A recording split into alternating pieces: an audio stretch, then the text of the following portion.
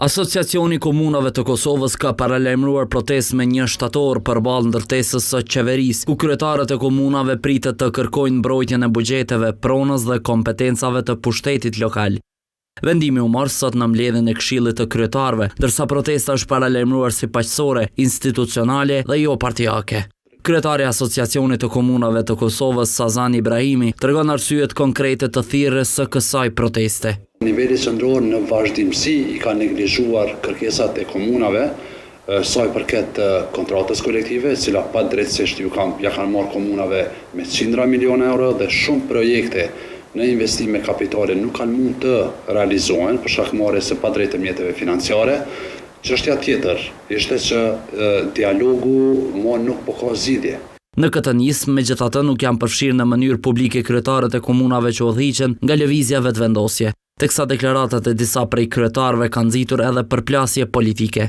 Kryetari i Prishtinës Përparem Rama ka akuzuar qeverinë Kurti për qasje ndaj pushtetit lokal, duke pretenduar se komunat që nuk udhëhiqen nga lëvizja vetvendosje po ndëshkohen. Mbi 344 milion euro u janë marrë komunave që nga viti 2022 për obligime që nuk i ka krijuar vetë. Po bllokohen mjetet dhe po pengohen investime që u takojnë qytetarëve. Kur qeveria bllokon një komunë vetëm sepse nuk e qeveris vetvendosje, nuk po lufton një kryetar, po ja mohon qytetarët një rrugë, një qerdhe, një shkollë apo një shërbim vetëm për shkak të mënyrës se si ai ka votuar. Në anën tjetër, kryetari i Mitrovicës Faton Peci ka bërtëditur se nuk do të marrë pjesë në protestë, ndërsa ai është përgjigjur Ramës duke i thënë se ai nuk mund të flasë në emër të gjithë kryetarëve të komunave. Jo në emrin tim dhe të Mitrovicës, Përparem, ka shkruar Peci duke thënë se Rama nuk mund të flasë në emër të Mitrovicës. E kuptoj tendencën tënde për të luajtur rolin e liderit opozitar karshi qeverisë, por nuk ka mirë kuptim karshi tendencës të flasësh në emër të gjithë kryetarëve të komunave, e aq më pak të Mitrovicës. Në reagim ndaj protestave të komunave të Kosovës, ministri në detyrë i financave Hekuran Morati ka theksuar se buxheti për vitin 2027 për komunat e Kosovës pritet të tejkalojë shifrën e 900 milion eurove.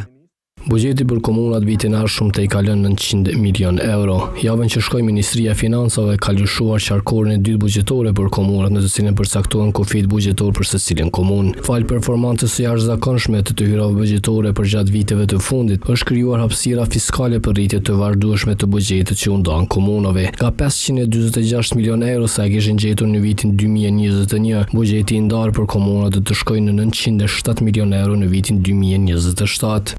Protesta është paralajmëruar për 1 shtator para ndërtesës së qeverisë, ku pritet të artikulohen kërkesat e nivelit lokal për fondet, projektet dhe raportin me pushtetin qendror.